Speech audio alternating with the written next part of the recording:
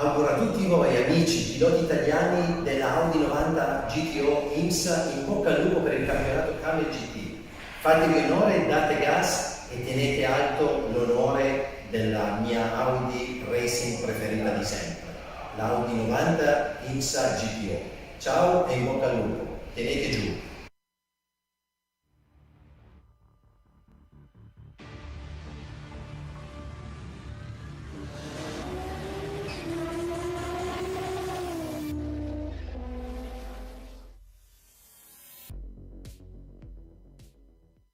Best greetings to all drivers from the Audi GTO 90 Championship. Good success.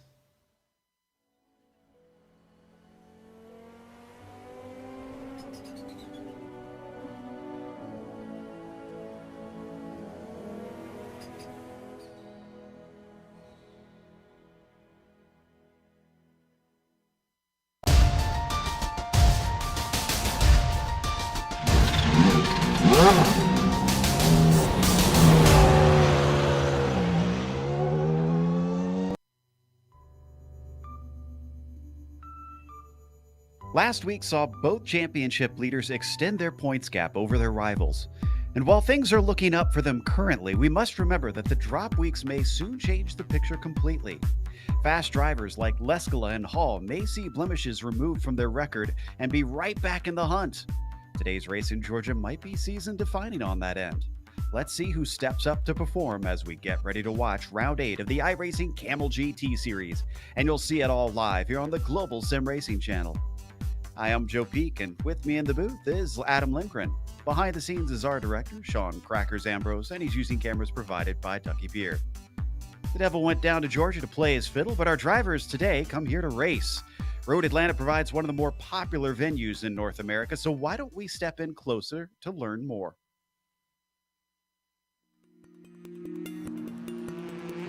Welcome to Road Atlanta, the scene of incredible sports car racing for decades and the home to the Petit Le Mans.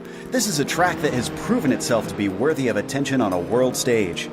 With it being situated only an hour northeast of Atlanta, Georgia, the circuit is in a prime location. But despite its flagship race, in contrast to the real Le Mans, the full course is a measly 2.5 miles long. The club layouts also clock in at just under 2 miles. Packed within this small lap length is a series of technical and challenging corners, some of which can be race-ending even when small mistakes are made. Turn 1 is a fast sweeper which compresses the car into the track, but the high speeds mean that when you go off, you typically go off in a big way. Turn 3 is notorious for its curved entry into a blind apex. Too far inside and you face a cut course penalty. Too far outside and you're likely to spin out. Then there's the unassuming Turn 5. The wide curving lures you into getting greedy, but the close walls on either side gobble up cars and spit them out as a crumpled heap. With all the tricky fast turns, that's not to say that there aren't passing opportunities. The main one comes at the chicane at the bottom of the backstretch. The huge downhill drop into the turn makes outbraking yourself quite easy though, so be careful. The whole thing wraps up with the frightening final corner. With nothing but a giant wall right to the outside as cars fly through at high speed, it's not often that wrecks are small. Boasting a wide swath of series over its history, everything from NASCAR to Indy Lights and of course IMSA, the main use of the track is SCCA events and driving schools. No wonder this place is popular both in real life and here on the iRacing service. Fans will no doubt get to enjoy many more years of action at this incredible track.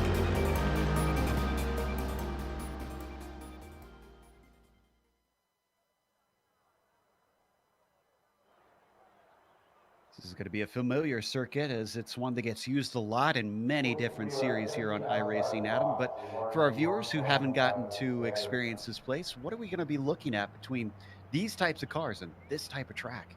Well, Road Atlanta may seem just like another track for most series, but for the Kamel series, this 2.54 mile, 4.08 kilometer, 12 turn track is one of the most dangerous on the calendar for one reason and one reason only: multi-class. The Nissans were around the circuit with relative ease, their only trouble being the high curves and the slow, sharp 90-degree turns 10A and 10B, and also losing traction over the hill and through turn 11. The Audis, on the other hand, have to shift more here than any other track of comparable length on the calendar. Only 2 turns are flat out, 8 and sometimes 9, and that is due to the fact that they're not really turns, to be honest. Everything else here is a painful mid-gear understeering mess for the Audis. Multiclass is where things get even messier, though, with the Nissans tearing through the Audis with 10-second faster lap times over 2.5 miles. With closing speeds in excess of 20 miles per hour in many cases, the Audis will be thrown around like rag dolls today, and will be lucky to stay on track as the Nissans pass by, much less maintain time on their rivals ahead. The 2 places the Nissans shouldn't pass are through the S's and through the final turn, but expect to see some infuriatingly deep dives from them today. If this isn't one of the highest tension, highest attrition races of the season, Joe, I'll be very surprised. Well, let's hope we see plenty of drivers make it to the checkered flag. Last week, the checkered flag definitely extended the gap for our GTP points leader, Fabian Gerber. 2 whole wins and then some ahead of Jamie Hall. But that is with total points. Like we mentioned, drop points will be accounted after this week. So the drivers will suddenly find themselves shifting around a little bit. Hall will probably get a little bit closer, but I don't expect him to be able to overtake. Laust Olsen should come back into the hunt somewhat, but he hasn't been on pace with guys like Gerber. So not expecting him to be much of a championship challenger. Hovdal and Syandra are still tied, but farther down the order because Sy didn't show up last week and Hovdal didn't get points. So Nick Schneider back there in 5th rounds out our top 5. Let's take a look at the GTO as well. So GTO is where things are going to get interesting next week. Now this week, Phil Lake has increased his lead over Michael Houghton, and Jukka Leskala has clawed his way back towards Michael Houghton, but lost time to Phil Lake. Expect all that to change next week as Phil Lake has been very consistent this season, and Yuko missed the first couple of races of the season. So expect Yuko to make a pretty decent climb forward on Michael Houghton going into next week with the drop points. Franco Scurry still back there in 4th, 56 points back, still ahead of Reed Miller, who's been struggling a little bit with luck this season. His consistency is still there, but the traffic has been causing him problems, and so that's why you see him so far back. He's still within range of Franco, but it's going to be hard. Now, today's race isn't going to be quite like the Petit Le Mans, as we're only going to have 40 minutes. And it is going to be open setup in this series, so drivers can tweak the cars to their liking to try and find some speed. However, you heard about the attrition that Adam was talking about. Part of that's going to be due to the fact that they have no faster pairs. If they get damaged, they're basically going to have to come in and get it banged on in those 40 minutes and hope that they have enough time to get back out there. Incident limit is 17 for a drive-through, 25 for disqualification, but the barriers are very close in a lot of places, so we're not expecting many drive-through penalties here today, even though there's some places where you can get some off-tracks. Certainly, turn 3 comes to mind on that one. As the cars continue around here on qualifying, Phil Lake leads the provisional pole in the GTOs, with Houghton getting awful close to him, but Alex Gall, that is a name we have not heard in a long time, and his 2 laps just took the pole position in the GTPs. So is there anybody still yet to run? I see Sy Andra and Jamie Hall yet to set a lap, so we might have some drivers who can challenge him, but this is going to get interesting. And the GTO's Jukka Leskala has yet to set a representative lap time as well. But if you look at the top of the GTPs, there's some familiar names. Marco Kella up there for the drivers. Icar Safani getting an 8th position. Brandon Roseborough goes up to 5th, knocking down Fabian Gerber as well. So our championship hopefuls currently mired mid-pack in the GTPs. Jukka Leskala sets 3rd fastest in the GTOs at this moment. So we'll see whether or not he can jump up and pass Michael Houghton or Phil Lake for that pole position as we watch Sy Andra cross the line with a 1:10 flat. I believe that's going to be his opening lap. He's still got 2.5 minutes to set a representative lap time. Yeah, he had an off track somewhere because that lap was not counted by the sim. Tremblay, who's hopped over into the GTPs, has decided to duck into pit lane. This is Campillo, who also is done with his qualifying a bit late there. It's not how you're supposed to end that pit lane. Andra is under the gun. Here's what's interesting is I noticed we have an old timer who hasn't shown up in a minute. come back. Villirola is currently sitting 4th in the GTO class. So wonder if he could find his pace as the race goes on and challenge for a potential win here today. This is Krejcik on screen coming across for his second lap. Nope, he's going to spin it, getting too greedy on the throttle. Yeah, that's what I was talking about in our pre-race. Tends to happen when they come down over that hill. They're trying to maximize the power, get a good run to the line like you see Yuko doing. Yuko 118 flat is going to put him on pole. So Yuko ousting the 2 Dirty Torque drivers for pole. His Glacier Racing teammate Villirola in 4th position. So they've sandwiched those Dirty Torque guys. Wow, and Cy Andres, 1 lap has put him in 17th. This is way out of position, and Jamie Hall's likely as well. He is only able to get a 1:08.3. That puts him in 8th position. This is highly unusual for both drivers who have won races in this series. That's going to make things very interesting when it comes to dealing with the multi-class here, because I'm not sure whether Marco Kella, we're going to go to Ove Trengrade here, who's still trying to complete his final lap. I'm not sure whether Marco Kella has run this series before, and whether he's used to the multi-class aspect that you have to run here. Brandon Roseborough either. So it's going to be very interesting to see how the top 5 in the GTPs navigate traffic when they do get there, considering quite a few of them have a little bit less experience than those of our championship runners who are running 6th through 10th. Yeah, Marco's actually hopping over from the Sunday Grand Prix series, who we typically see him running in the Lotus 79, deciding to try some of the other vintage cars here. This is Trangrade on his 2nd lap. Still a little down the order here in 6th place, but has room to improve. Let's see what he's got. Nothing, because that was an off track somewhere around that lap. So he will stay put in P6, and he's the last of our field. So that means that our grid is set for today. A very large grid for what is a somewhat small lap. Let's go through that starting order. Alex Gall on the top spot, followed by Marco Kella in 2nd place, and Ardo Iamaki in P3. Now here's what's interesting. Tobias Gerber has outqualified his brother. He's up in 4th with Brandon Rosenborough in 5th. Fabian Gerber down in P6. So Fabian having a little bit of struggles. Rabo is going to be following him in 7th with Jamie Hall, who is outside in 8th. Iker Estefania starts 9th with Nick Mukanos rounding out our top 10. Getting to the next page, Laust Olsen has been qualifying better than this season, but he's used to starting in the mid-pack, so 11th isn't too bad for him. Heitor Sintez Guindo will be starting 12th with Stephen Warkup in 13th. Ben Laughter will be P14 with Fabian Newbluth in the 15th spot. Mark Krejcik only good enough for 16th today. And as we mentioned, unusual for the number 4 of Cy Andra to be starting in a 17th position. Sean McLean will be 18th next to him, and Matthew Simmons starts 19th today. Javier Mascara, he starts 20th, followed by Pascal Tremblay in 21st, Hideki Koivisto in 22nd, and Xavier Sanchez starts 23rd. A few drivers did not get times in the prototypes. Francois Offerman, Karen Sazina, and Mike Reuter will start at the back of the prototype field.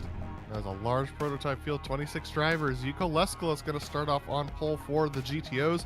Phil Lake starting off alongside him. That's going to be tough for them. They're going to be coming under the bridge when they get the green flag. Michael Houghton starting off in 3rd position with Villirola starting off in 4th. Reed Miller, Mr. Consistency, starting in 5th position today. Ove Trangrade in 6th. Yuri Geisen starting off in 7th position with Franco Scurry in 8th. That should be a good battle with them, and also with Roman Pavlowski up there. Maxime de Thomason starting off in the 10th position with Matthias Plotz in 11th. Burke Treidler 12th position today. Ryan Sorrell in 13th. Jim McGill 14th. Miro Haraski starting off in 15th today in front of Michael Haynes 16th. Then we have Enrique Campillo, our last driver to set a time, in the 18th position. Then we have Miguel Castro and Carlos Fonseca, and that's going to round out your 19 GTO drivers today and your large field of 45. Hopefully we can see plenty of those 45 get to the checkered flag here today. I can't say that expectations are high, but let's remain optimistic as they come through one of the spots that I'm pretty sure you and I have pegged as the most troublesome, going essentially from turn 1 down to turn 5. Yeah, the breaking into turn 1 is a good place for GTPs to get by, but after that, it's sketch. the whole way around, because the GTOs are going to push wide. They're going to use the entire track. And if you're a GTP and you don't get past them into the S's, you lose up to 3 seconds. So there's going to be some desperation from the GTPs to get by. There's going to be some frustration from the Audis trying to reserve their place on track. This place is such a beast when it comes to multi-class. We see it here at the Petit Le Mans every year, and we're about to see it in the Kamel series as well. Like we mentioned, with the drop weeks coming into play soon, drivers will obviously want to get a good result so that they don't have to rely on them in the final 4 rounds after this one. As we come now down the backstretch, one of the easier places to get through that traffic, though it does weave back and forth just a little bit.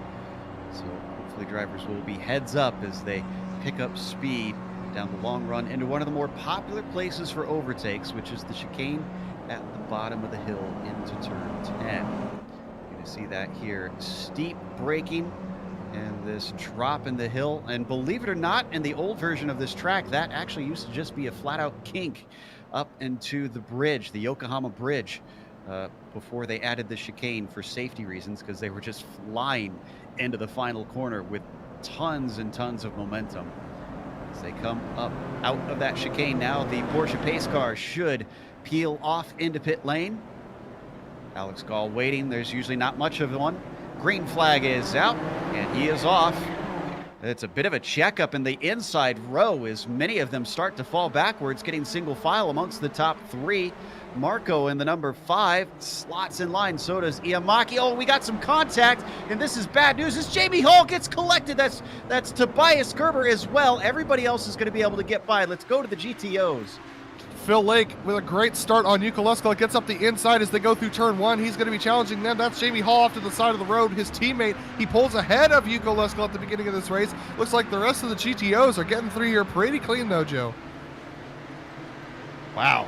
That is, excuse me, is going to have big championship implications. It's got me choked up here as 2 of our front runners in the GTPs taken out in the very first corner. Meanwhile, the number 5 of Marco Kela is starting to catch up to Alex Gall. In fact, he's very fast in a straight line. This is for the overall lead. And the number 5's got the inside. A late defense. Way too late to shut the door for Alex Gall. Looks like Marco's going to take P1 away. Yeah, very good move from Marco there to get that position this early on in the race, but it's going to happen to Phil Lake and Michael Houghton as well, because looks like, yeah, I mean, Yuka Leskola up there trying to fight with Phil Lake for that lead position. He goes to the inside, a little bit of door-to-door contact between the 2, but Phil's going to maintain that position. Michael Houghton looking hungrily on behind, and Villarreal in that Glacier Racing machine showing that he hasn't lost any speed in the last couple of months. What a defense from the number 2. Phil Lake is not willing to give this one up. He knows they're going to have some traffic involved later on, so he might get better opportunities to pull away as Yuka Leskola, strong to the first corner, almost gets into the rear of our championship leader. They head through turn 3 without the traffic this time, but they're not going to have many more times that is going to be the case. Oh, we've had 2 offs over between 6 and 7. Laust Olsen and Sean McLean mysteriously off track. This might be related to one another. Let's see what happens here. This looks like they're going to go side by side into one of the right-handers. Laust ends up trying to take the apex, ends up getting clipped by Sean, goes off. I think Sean lost it in the next one himself. No, he came in afterward. Interesting. So that was... No, that was actually War Cup. Yeah, that was to the inside, and there was no contact between the pair of them. Laust Olsen just got a little too slick on the outside and lost grip. That was why he suddenly found himself turned around in the grass. Up in 3rd place, we've got Roseboro, who used to race in the series, if I'm not mistaken, but has come back and is certainly quick, being challenged by Arto Iamaki, who's been around a long, long time. The Finn is all of 6/10 behind him. Yeah, these GTPs are going to get very tight, but it's going to be hard to make any passes right now. So we see one going on in the background. That's Aitor Sintes Guindo getting past. Oh, he's actually spitting out. Wow, a lot of spins early on, and that's War Cup. That is War Cup off as well. Now, it is a little cool today as it's only 75 degrees Fahrenheit on the track surface. Here's the incident. Also, this is not a very hard track on the GTP's tires, so their tires probably aren't up to temperature at this stage in the race. Oh, that's contact there with quite a few drivers as Sintes Guindo outbraked himself into the corner. That was Laughter in the 27, who also got a little bit of contact. Yeah, I mean, that was just a racing deal to me. He was trying to get out of the way and actually knocked him back straight. Now, the question is, how damaged is the left rear of the car from that hit? He's obviously looking a little bit under attack here. There, ooh, that's significant damage on the left side. Yeah, that's going to really slow him down. That clip damage is going to slow him down, especially on the straights where you need to draft for passing. We're going to take a look at the battle between Billy Rolla and Michael Houghton. Reed Miller's in this as well as Ove Trangarade, so this battle for third position in the GTOs has swapped since we last looked. And Billy Rolla making the pass. Phil Lake starting to run away a little bit from Yuka Leskola, but Billy Rolla, oh, he catches the grass just a little bit. He's going to go off track just a tiny bit there as Stephen Warkup's into the pits for repairs. Michael Houghton, though, losing pace to his teammate up ahead with Billy Rolla and Yuka Leskola between them. Yep, Rolla prevailed in that fight as, looks like we had a change for position in third. Iamaki just got by Roseboro, and that's not over because Fabian Gerber is now behind Brandon as he spies the red and black machine coming to finish another lap. Brandon's actually got good pace here coming down the front stretch. Not enough of a straight to try and attack Iamaki, though. He's going to stay put in P4 as we now watch from Fabian Gerber's perspective. So as we're racing right now, all these drivers are thinking, man, I love this track. It's so great. It's so many good opportunities to pass, so many good opportunities to defend. They haven't caught the traffic yet. As soon as they do that, they're going to be gritting their teeth as they run through this traffic, because right now is the best time to make passes. Right now is the best time to find gaps, because once you hit the traffic, all bets are off. Well, that time is right about now, because that's Campillo, who is staying out of the way of the leaders coming through, and yet more of them. Michael Haynes off track to the left side. There you see him returning right now. So they're catching bits and pieces of the traffic up in front of them. Oh, I think we might have a lead swap once again because Marco is slow on the backstretch. Alex Gall's got the inside as they come down into the chicane. He's going to be able to get through, but they've got another GTO in front of them. This is Treidler. He could affect this depending on where he places the car. He stays to the outside. Oh no, and Marco picks the absolute wrong way through. He is into the wall and his race is done. Absolutely. The GTO was trying to stay wide and make sure that he wasn't going to get involved in this. He was expecting Marco to take the inside. Marco did not take the inside line here. Oh, heartbreak for Marco. He was doing so well. I honestly put that one on the number 5. I'm not sure why he decided to go around the outside.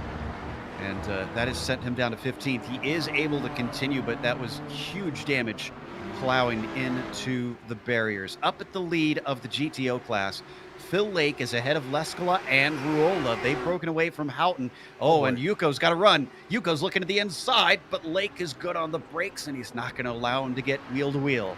Phil Lake is kicking himself right now. He needs Michael Houghton to close this 2.5 second gap and get up there. He's got 2 guys behind him who are hungry for wins. Billy for his first race of the season. Yuko trying to close that points gap. Phil Lake's going to have to hold them both off here.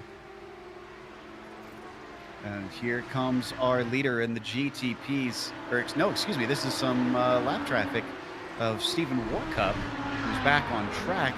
He's going to wait patiently because he's not fighting anybody right now. Looks like he's just going to tip behind. Sorry, go ahead. Absolutely, yeah. If you're a lap to GTP, you do not want to interrupt this battle at all. He's got nobody to fight with for quite a while. Oh, sorry, we've had a big accident with Mukanos and Olenek in the first corner. This is among the top 10. Olenek's getting the car going as here's the replay. Oh, he was held up by traffic. Mukanos spied an opportunity. Oh, and yet more traffic played a part in that. A little bit of the curb to the inside, too, I think maybe upset the car of Olenek. He's able to get it going. Oh, yeah, he did make contact. Stop the cam. Tells all. Unfortunately, Olenek just picked the wrong place to be.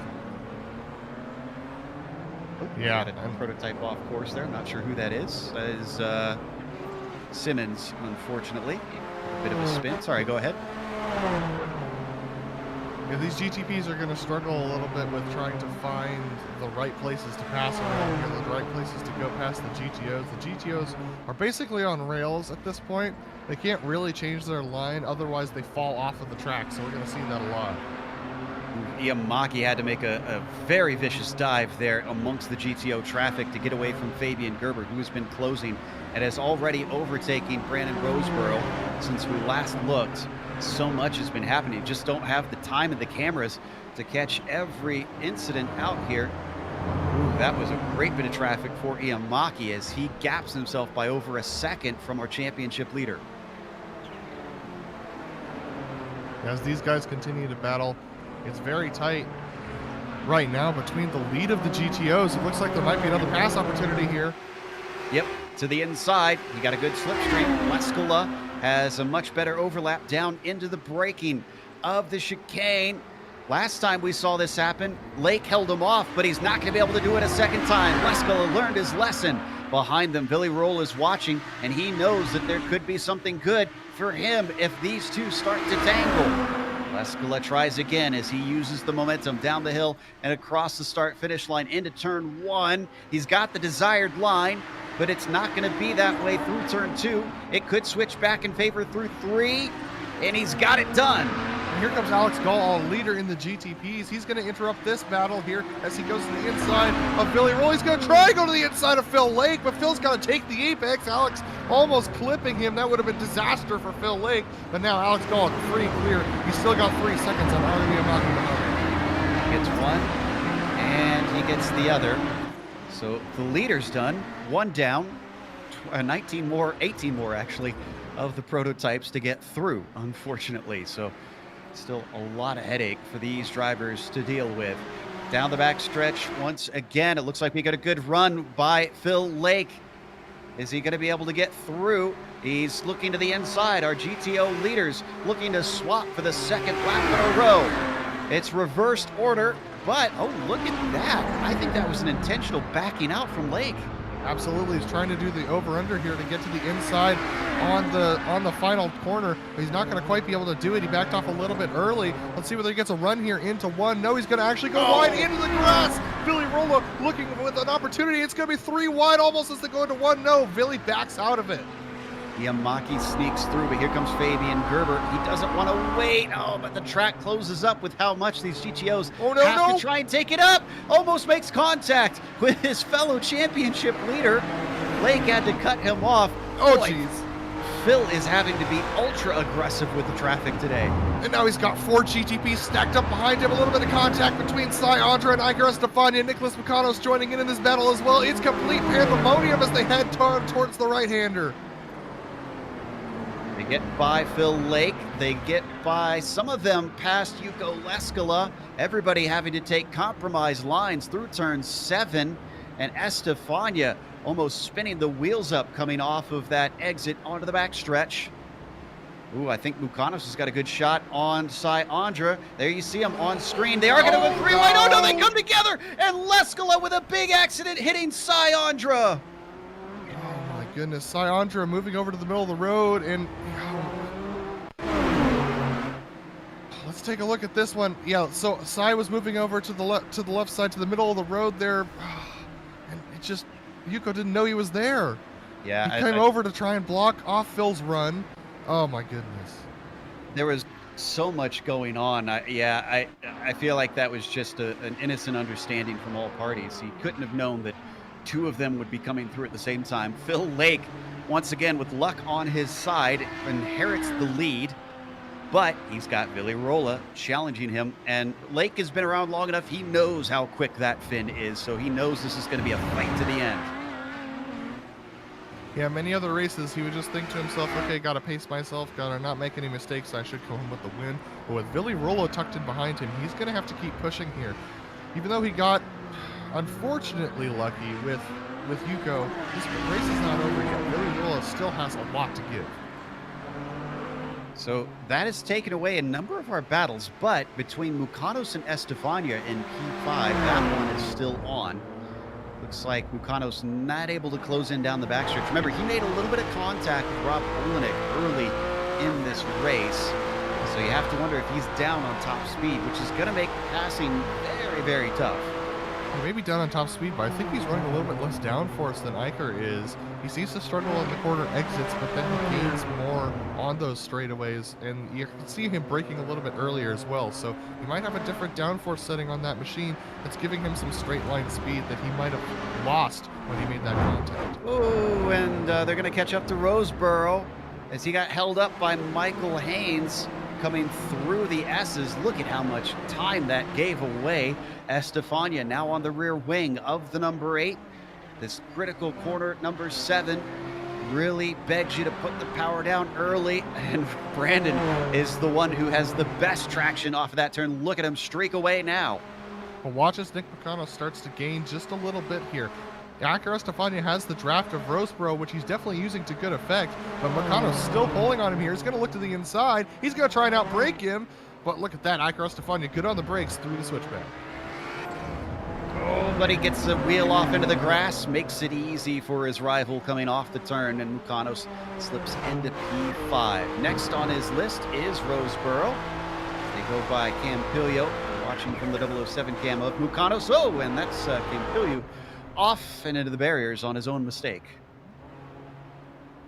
Yeah, easy enough to do through turn 1, especially if you get your braking just wrong in the Audi. So unfortunately, he's off track now. Look at the lead battle in the GTOs, though, continuing to close up between Billy Rolla and Phil Lake. Sanchez is approaching them. That's Xavier in the number 14.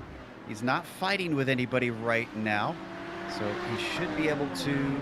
He's going to get by 1 through turn 4. That's an easy to do move. Many of the drivers and the prototypes have done that all day long. And now he's going to be able to get by Phil Lake, hopefully. Oh, and a little bit of hesitation as Lake was wanting to go off to the left side.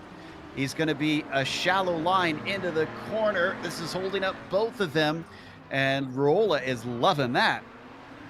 Yeah, this might be a good opportunity for Rolla if he can get a good exit. He doesn't get quite as good of one as Phil Lake. Is he too far back to make a move on this straightaway? We're about to find out. Francois Opperman 2.6 seconds behind these guys. I don't think Billy can get there. Might seem to be enough. We're not even halfway through this race, by the way, so there's still plenty to go. I know. Lots of action out there today. And through the chicane, Rolla looks a little bit stronger. If you're wondering about that attrition, we've already lost 8 drivers out of this. Including Roseboro.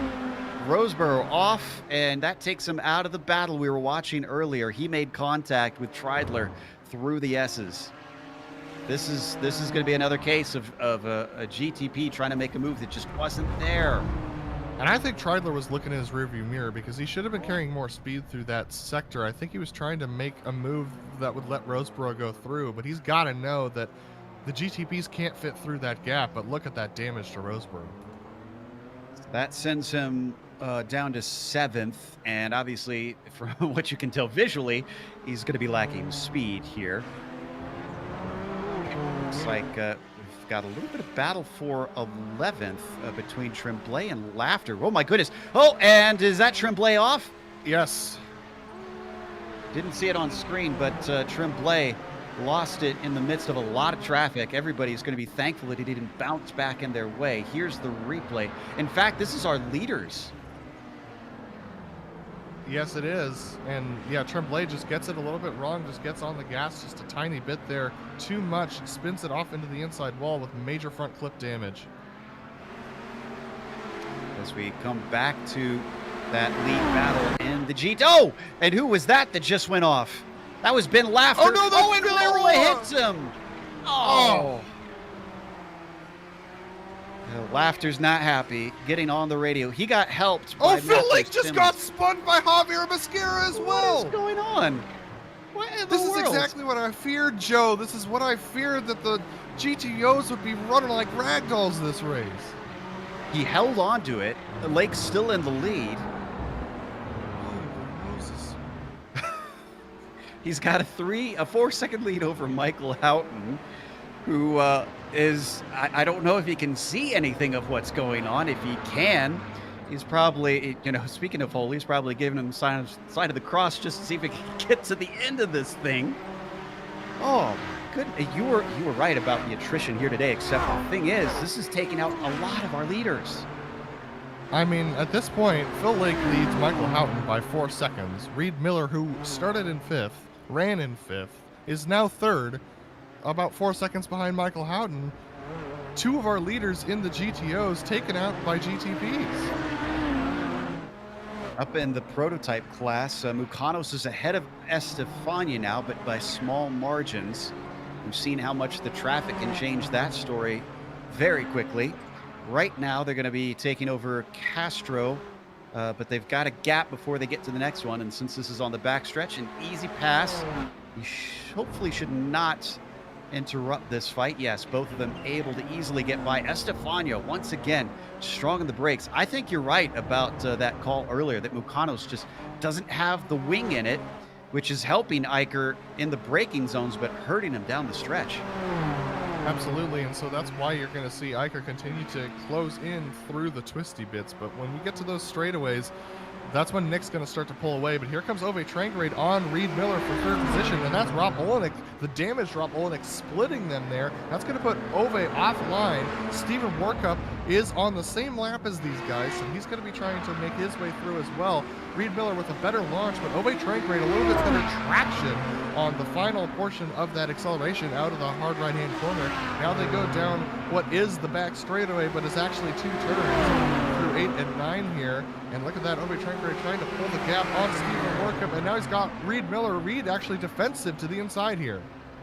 Almost looked like the slipstream of Warkup is what was helping Trangrade. He suddenly closed big time with the hole in the air that car was creating. That's not a battle for position between Warkup and Olenek, so they're just going to give each other space and continue. This is the focus where it needs to be. Reed Miller ahead of Ove Trangrade, trying to take home a podium after and avoid the disaster that everybody else has befallen to. Oh, and Fabian Gerber, as he caught Ardo Yamaki. He sort of, well, I mean, he did, but now he's been split up by these battling GTOs. Billy Rolla still on track in 6th position. That's Fabian making it past them. Fabian was less than a second behind Ardo. He got caught up in the S's behind the GTOs, and now he's lost 3 seconds. You see why the GTPs are so aggressive about trying to make those passes on the GTOs before they get to the S's, because that's the time they lose. And that's Rob Olenek off course, who's trying to rejoin carefully. I think he spun himself off on that one. I didn't quite fully get to see, but it looks like he's able to continue going. The reason we're seeing so many damaged cars out here continuing, because of the attrition rate, we do have plenty of opportunity for points. So drivers are getting back into it, as Trangrade did get Miller. Trangrade up into P3. Yeah, Reed Miller just getting past there down the back straightaway. We're going to take a look at the replay here. Yeah, and we might want to stay onto the front stretch because it looked like it was starting to kick off again. Just got a good slipstream. Well, let's see what happens afterwards, because that is actually Yamaki that gets through. It gives Miller an opportunity down the front stretch. Here comes Yamaki. That's going to continue all the way into turn 1 and have an effect on our championship leader, because Fabian Gerber approaches next. Off track there. And, well, we didn't see it, but he had an incredible defense as Ove Trangrade was able to hold back Reed Miller. But once again, these guys are tucked in one behind another. This is Iker Stefania chasing Nick Mikanos still. He's going to look to the inside of Reed Miller. Reed's going to try and do a little bit of late apex. Iker loses it and puts Reed offline. That's going to break up that battle between Ove and Reed. Great avoidance, though, from Miller to see that happen. Just get out of the way in time. No contact between the two cars. He's not out of it. We've seen how much these gaps have swung back and forth between both classes, especially in the battles for the lead. Up ahead of it all, we should mention that Phil Lake continues to be the fastest of the GTOs. He's about 6 seconds ahead of Michael Houghton currently. Probably just trying to run as careful a race as possible. It's amazing that that car looks as clean as it does. Yeah, and he's currently lapping 0.2 faster than his teammate Michael Houghton behind, so that's what's giving him that gap. Michael, he's just had trouble with the traffic all day. Much like last week, Joe, just not able to get through, but he's gotten through cleaner than Phil, but unfortunately slower. We've got one driver who's been a hard charger in the prototypes, and that is Xavier Sanchez, up to 8th after starting this thing in 23rd spot. He actually did qualify as well. And I mean, credit where credit is due. A lot of other drivers have not been able to do what the number 14 has, and that's stay out of trouble. Yeah, in fairness to Xavier, he came on the chat early in the race and said that he was a new driver and was asking for a little bit of mercy and grace when trying to make moves. And quite frankly, he's been very respectful to the GTOs compared to a lot of our to a lot of the other drivers today. And so I think that even though we're going to have a lot of angry people at the end of this race, I don't think any of the anger is going to be aimed towards this particular new driver. Doesn't seem like it. He's certainly one to watch, I think, as the season goes by, and see if he can pick up some speed to go with that consistency. Down in the GTOs, Willy Rolla is not out of it. Franco Scurry managed to get by when Willy got involved in that accident. Number 23 is going to have to deal with probably a somewhat incensed Finn behind him. That's Martin Kraytrick, who's going to split them temporarily. I mean, it's moments like these when, no matter what the reason you stepped away from the series, you think to yourself, yeah, that's why I did it. You know, but that being said, Willy is such a competitor. He always tries to fight back in these scenarios, and it's awesome to see him still on track after such huge front end damage. He probably doesn't have any drive on that left front right now. That's Sanchez going through on his inside cleanly. He's got Roman Pawlowski tucked in behind him as well. Willy Rolla's front end damage is going to affect his drive down the straight here. Let's watch from Roman's perspective, see if he starts to gain here. He's also going to have the help of the slipstream, the number 24. Yeah, oh, look at that. Just easily breezing by. Rolla is a lame duck, unfortunately, and falls down to, I believe, 7th in the class with that move. Yeah, no front left drive on that Audi, so he's lost the... he's three-wheel driving that machine around right now, probably with a little bit of toe out on that front left end and engine end as well. I was thinking, as you mentioned, the way that Xavier came in and made good on this. It almost seems like the nature, especially lately here in the Camel Series, is it's like entering a rugby scrum. You have to expect to get hurt at some point. Absolutely, and that's why he was asking for forgiveness for sure. So it's one of those things where you have to go in there and just play as defensive as you can for your first game and try and survive it and try and earn a little bit of respect in the paint. But, you know, the best thing you can do here as a GTP to earn respect and to earn your stripes in this series, especially around this track, is to just try not to run any GTOs off track this race. Let's check in on our leader in the prototypes, because I think we finally have a clear space to look at him. Alex Gall, another one who's been making good of things. He initially found himself having troubles trying to sneak through some cars, but now he's got a 3-second gap over Arto Iramaki. That's a lapped prototype in front of him, Stephen Warcup, who impressively is also still running. And they got some GTO traffic as well. Maxime de Thomason in front of them. That should be an easy pass down the backstretch. And do we have a pass for 7th? Looks like it's Xavier trying to get around Martin Kraytrick for a position. They're going to go side by side as they head up towards the twisting turn 2. Look at that. Kraytrick, good defense there, but Xavier trying to do the over-under on him as they go into the S's. He's going to think a little bit better of it, but they're going to get held up here behind third place GTO Ove Trangrade. Xavier backing off so he can get a good exit here off of that turn. Let's see whether or not he can make a move work. I know we're supposed to stay impartial, but I'm crossing my fingers that Xavier doesn't throw it away here. I know he wants the spot. He knows he's faster. He keeps getting his nose in. He'll have the inside at a turn 7. And as they both try and accelerate off the corner, who's got the top speed? It's a drag race down to the chicane. Genuinely impressive stuff from Xavier to keep his nose in there. He was definitely earning that spot there, but Kraytrick's going to be hard on the brakes, trying to outbrake him as they head towards that final corner here. Look at this. He's going to cover him off. Wow, aggressive defense. In fact, all the way down to the inside. My goodness. The number 14 is not only clean, but he's willing to get in there and really make a fight of things. So that'll get him 7th place with what I have to say is a tip of the hat sort of move there. And I'm 100% sure that Martin Krajcik is probably thinking that was a little bit too close. We're going to take a look at 7th once again in the GTOs, because this is Matthias Plotz and Franco Scurry tucked in behind the slow Villi Rolla. And Franco looking like he's lost a lot of time. He was in 6th position here. And that is Michael Haynes off track, causing a bit of a 3 wide. Now there's Scurry in the 23. Let me see if we can figure out. Oh, and sorry, that was Plotz who got hit. Plotz just got hit, and he was off the side of the track at the blind turn 3. He has managed to pull it off and out of the way. That was contact with Matthew Simmons, unfortunately. Yeah, Simmons too shallow of an angle into that right-hander of turn 2, clips the curb, can't get the car turned, and gets into Plotz, who then backs up, almost hitting another GTP across the track.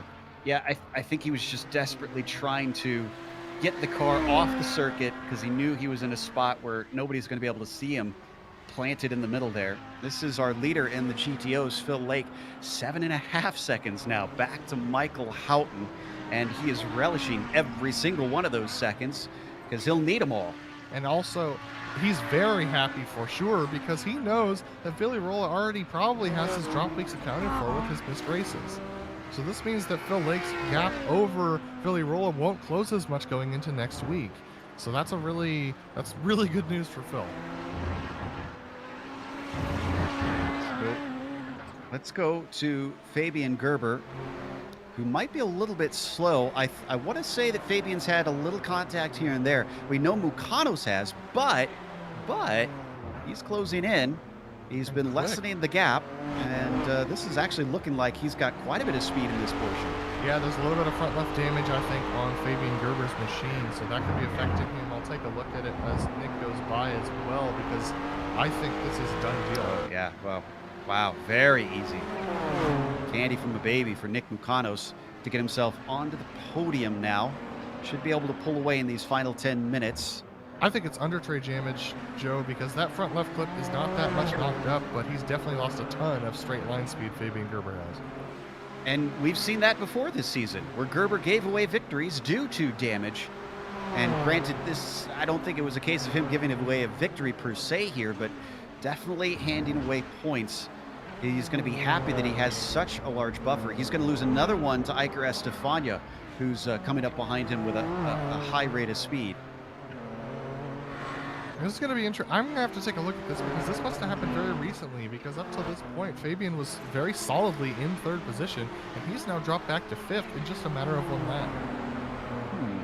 And Estefania, once again, just breezing on by the number 3 and getting himself into 4th place. Yeah, that'll take some investigation to try and suss out what we missed on that one. I'm sure we missed quite a bit out on track that we didn't get to cover, frankly, with the way today has been going. Cars that we have truly lost, by the way.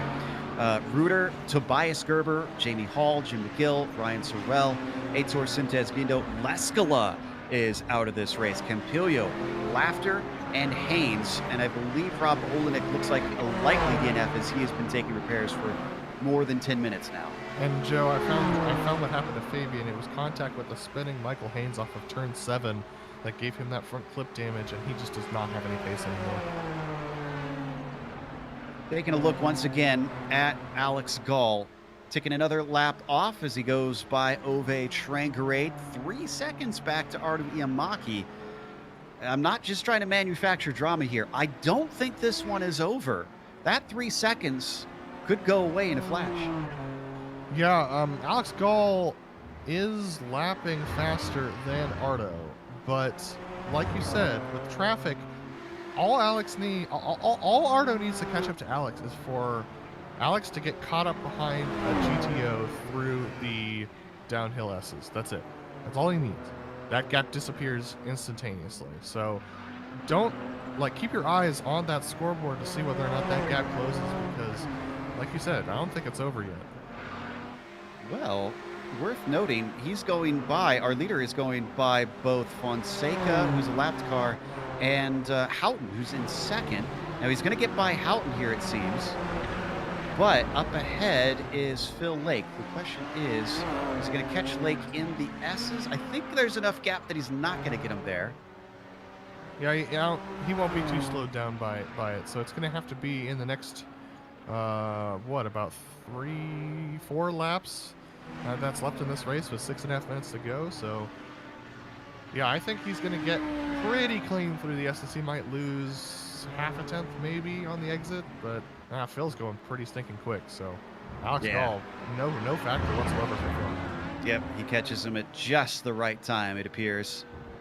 Just trying to look ahead to see if there is going to be anybody else. And there is no other GTOs other than Miro Hrasky. He's about the only one that could potentially hold him up, but I don't think he's going to catch him in the S's section, if I'm frank. Yeah, so Arno hoping for some traffic, not getting it here, unfortunately. Other interesting battles between Javier Mosquera and Laust Olsen. Both of these drivers having a little bit of trouble. This is for P10. Laust has had his own troubles today, and he's got some clip damage that's making him slower. Let's see whether or not Javier can affect the pass here. Now, these two are up ahead of our leader as well, with them being within the same class. Yeah, they're too far ahead. I don't think they're going to be caught in these final 5 minutes, so they shouldn't play a part. But they're essentially our last two on the lead lap currently in the prototype class. Javier falls away here through the S's, not looking terribly quick in the twisty bits. Laust Olsen's going to need that to give himself plenty of buffer down the backstretch. Yeah, Javier just doesn't look like he trusts the downforce quite yet. He might be relatively new to the car. Laust Olsen, obviously very experienced, but with damage, so that could be the difference of what's keeping this gap where it is. Let's see how much speed Laust loses down the straight, though, because that's something that Javier probably won't have to. Oh my goodness, Laust is very slow down the straight. It's got to be frustrating for him as we watch from on board the candy-colored machine of Javier Mosquera. He's going to run out of straightaway here down the backstretch, coming down to a little more than 4 minutes to go. Gall going to cross the line here with about 4:20 left on the clock. I think Laust is pretty well clear unless he gets hauled up behind this GTO right here. Is he going to try to make a pass around the outside? Yes. Oof, knocks some cones down, but he gets through. So does Javier. He's still on the hunt. He knows he's got to try and make it up where possible. As they come up over the very tricky turn 5.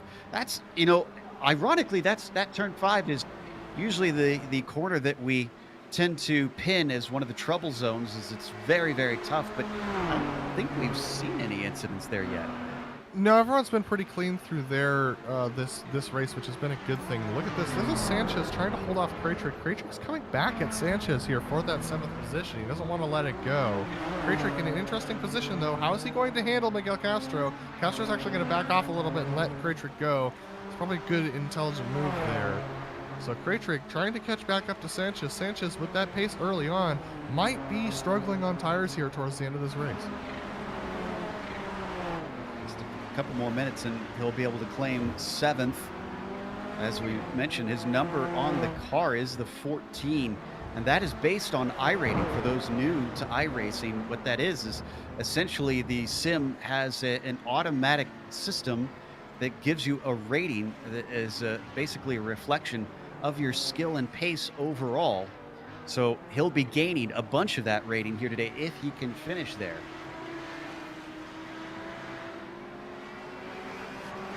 And in spite of the drama that we've seen on track, it's actually a fairly high strength of field today. Francois Offerman off track. That was contact with Franco Scurry. This is in 9th place.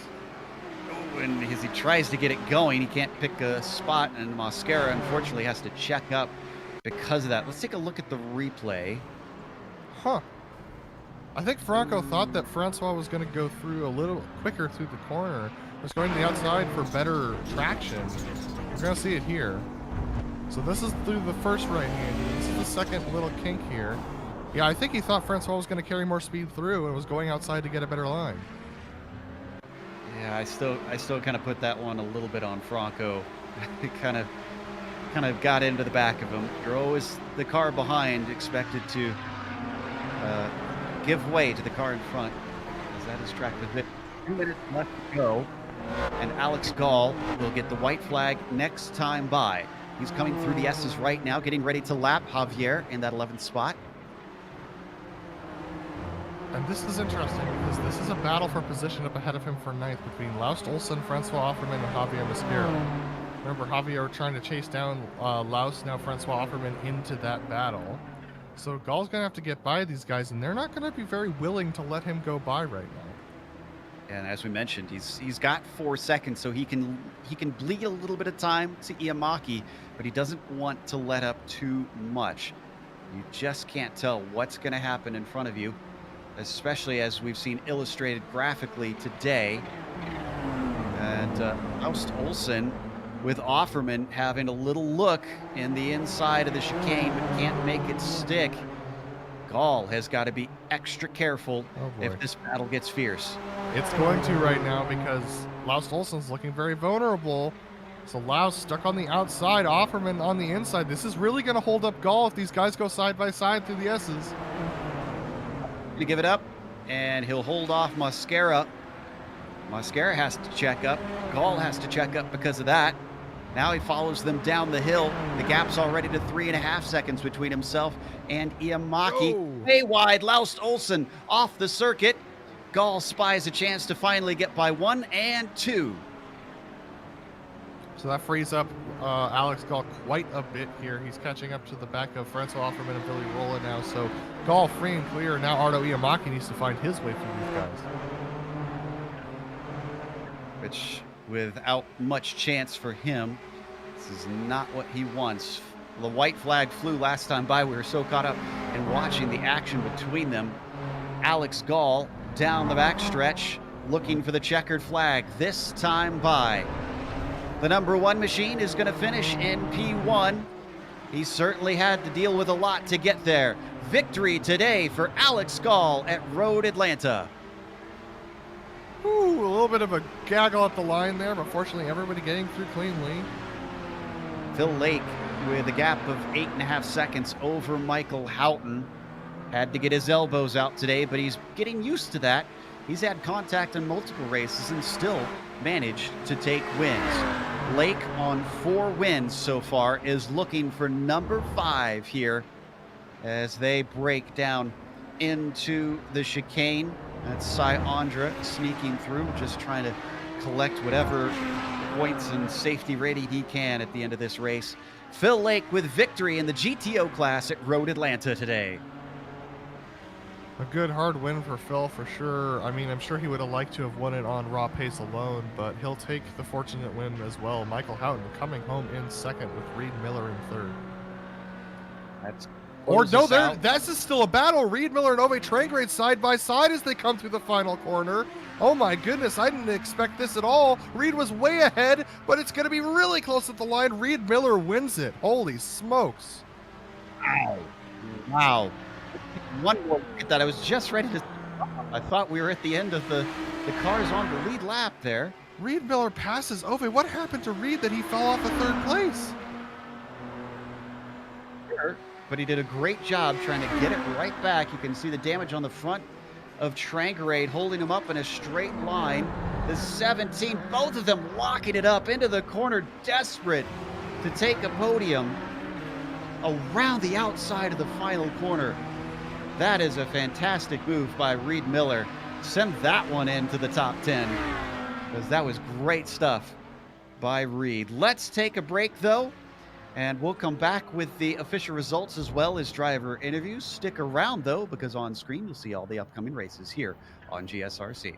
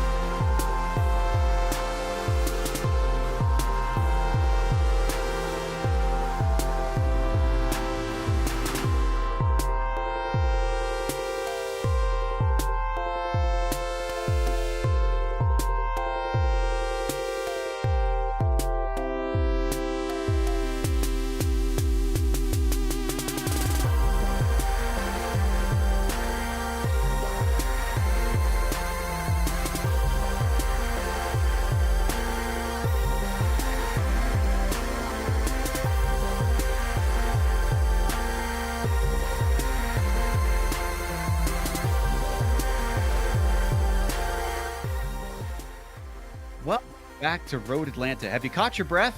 If you were just watching, you may have needed that break just to try and gather your thoughts, because goodness, was it crazy on track. But Alex Gall survived it all, starting from pole and finishing with the win. He still had to keep his head and his wits about him. RDM Maki chased him home to about 1.3 seconds at the line. Gall even getting checked up right there at the very end amidst a lot of traffic.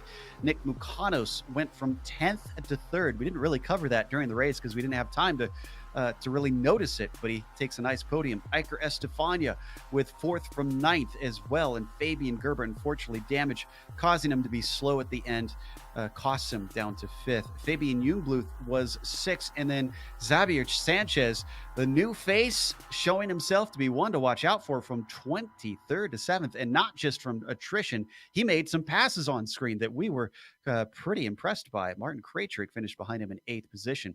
Francois Offerman gave a little bit of sorry after the race, talking to Franco Scurry. Apparently they have made up. He took 9th place with Javier Mascara, first one lap down in 10th. Laust Olsen was 11th with Hideki Koivisto in 12th and Sean McLean in 13th. Brandon Roseborough is 14th today, and Matthew Simmons 15th with Stephen Workup, the last one before we get to the Audis, finishing 16th. And then we have Phil Lake winning in the Audis after surviving a potentially race-ending incident going through turn 2. Michael Houghton coming home in 2nd just did not have the pace to stay up there with Phil. Reed Miller takes it over Ove Trangerade on a last lap pass through the final couple of corners. Ove Trangerade just losing out to Reed, coming home in 4th. Roman Pawlowski comes home in 5th after a fairly consistent race from him, able to avoid a lot of trouble. Villy Rolla, though, wrecked out midway through this race, finishes home in the 6th position. Miguel Castro finishing behind him.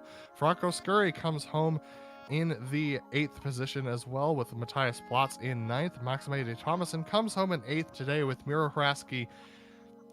Maxime de Thomason coming home in 10th today with Miro Haraski coming home in 11th. Carlos Fonseca coming home in 12th. Burke Treidler 13th. Yuri Giesen coming home in 14th. And then we have the drivers who had a lot of trouble. They will continue to scroll on your screen. That will also bring us to our winner here today. Alex Gall joins us after what must have been a frantic race for him. Alex, if I recall correctly, you used to be a regular in this series. Am I not mistaken? Hello. No, I wasn't a regular. I first started this series with Sonoma last season, on the last week.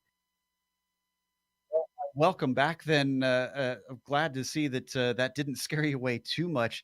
I mean, goodness, tell us about what it was like racing amongst what was a very large field, and it seemed like a field that was a bit mistake prone today. Yeah, extremely large field. I was pretty surprised we had so many GTPs on track. But that was, traffic was the problem. So I was racing with the other guys that got killed by GTOs. So that's like Marco got killed, I think, 6 or 7 laps in. And then I took the lead, and even then traffic was a big problem for me. But everyone had to handle it, which was I guess I did pretty well with that, and also a lot of luck on this track, because if you're stuck behind one GTO on DSs, you lose 2 to 3 seconds. That the gaps would close in very, very suddenly. Talk to us about that last lap and a half, really, where wow. you came upon a lot of cars that were fighting. How much were you sweating watching them tussling so hard? It was like 3 or 4 laps before I saw that there were 3 people racing for position with 1 second apart, and fortunately the white flag came a bit earlier than I thought, and I was like, I don't need to pass them on the last lap. And which happened is they were fighting on track, so losing a lot of time. So I saw Arthur coming. I was very scared. If there was one more lap, I was probably P2, to be fair. We were kind of worried for you as well. Congratulations, Alex. Hopefully we'll continue to see you around, and Thank you. thank anybody you would like to thank before you take off. Especially Sai, because he's my teammate now. I mean, we met when he left tapped me on Sonoma, and now we teammate in SEO and stuff. So I'm very happy, and he makes great setups, and he's a great teammate for me. Yeah, unfortunate for his race that he didn't qualify enough were good enough to fight for position and got kind of crushed at one point. So that is Alex Gall, our winner, and a bad sign for everybody else if two very fast drivers are sharing setups and helping one another. In the meantime, I believe Adam has caught up with our winner, Phil Lake. Yeah, Phil, hard-fought win today. I'm sure it's not the way you would have wanted to take it, but obviously the defining factor being traffic today. Why don't you talk a little bit about that today? Yeah, it was a little bit of a disappointing race, really. The first, I don't know, 10 laps were fun, and then the rest of it was just trying not to get run over. So I'm glad I finished. I had to make a few moves here and there that I shouldn't have had to, but just purely to be able to continue. It was a real shame that Vil and Yuko both got taken out, so I didn't actually have to fight with anyone. Yeah, Michael keeps talking to us about you and Yuko and us also apparently Ville having found something towards the later half of this season that he seems to struggle with. What do you think that is that you've been able to discover that he might not be able to find? I'm not sure. I'm not, because he was right with us in the early part of the season. I'm not sure if it's the tracks or if he's. I mean, one of the things with the Audi, if you try and find lap time, if you overdrive it, you go slower. So maybe he's just pushing a little bit too much, even at a sort of subconscious level. But it would be great to have Michael back up with us at the front.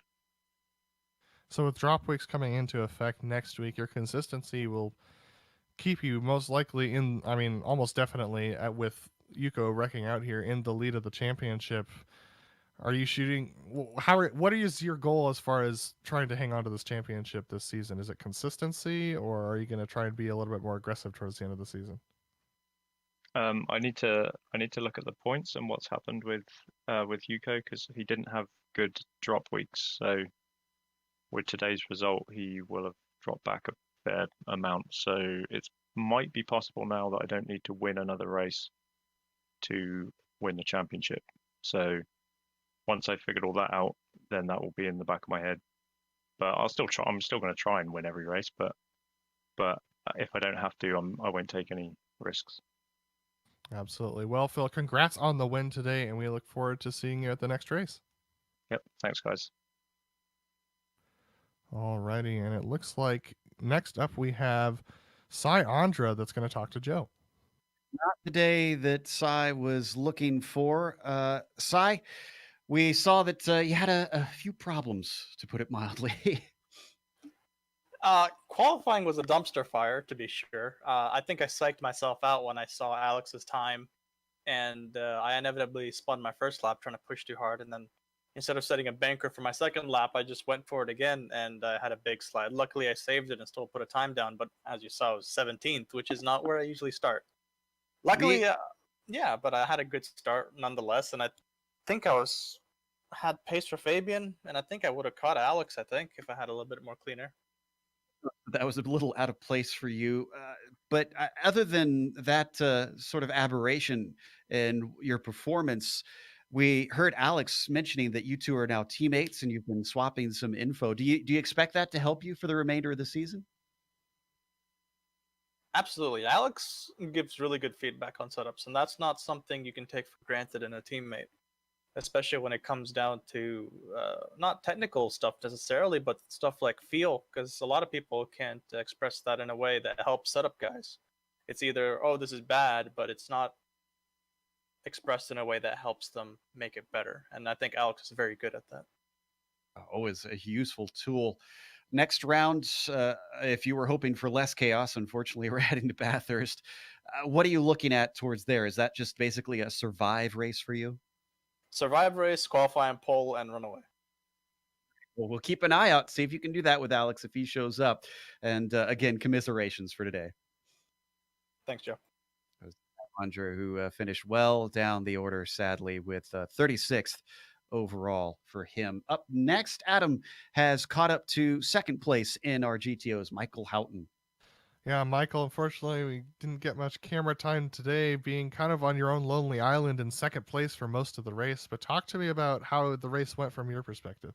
Well, I managed to qualify pretty decently, and the first few laps, I just had trouble getting the tires up to temp and managed to miss a gear, which allowed Ville to overtake me. So yeah, it wasn't going well for the first couple laps, and then once I saw that Yuko and Ville got taken out, I kind of went from an attacking mindset to like an oh crap, maybe I've got to focus on surviving. So yeah, the rest of the race was just don't get caught in massive wrecks mindset.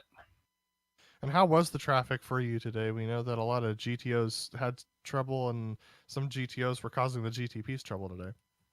I personally didn't have any major issues. Everybody was pretty good. No crazy maneuvers pulled by the Nissan drivers. But yeah, I managed to see a couple reckless moves in front of me that caused some of the accidents on the front straight. Absolutely. Next week we head over to Bathurst, which is a very interesting track for the GTO. What are your thoughts heading into that round? I've never had good luck at Bathurst. It's one of those, hope you survive lap one kind of deals. So we'll see how it goes. Might be a blessing, might be a curse. Well, Michael, good to talk to you, and we'll look forward to seeing you next race. Sir, yeehaw! That was Michael Houghton, our second place finisher in the GTOs, and Joe caught up with Reed Miller, who made an awesome last lap pass for third. Before we get to that last lap pass, though, we didn't get to catch how that you got into that position, essentially, Reed. What put you down underneath Ove Trangarade?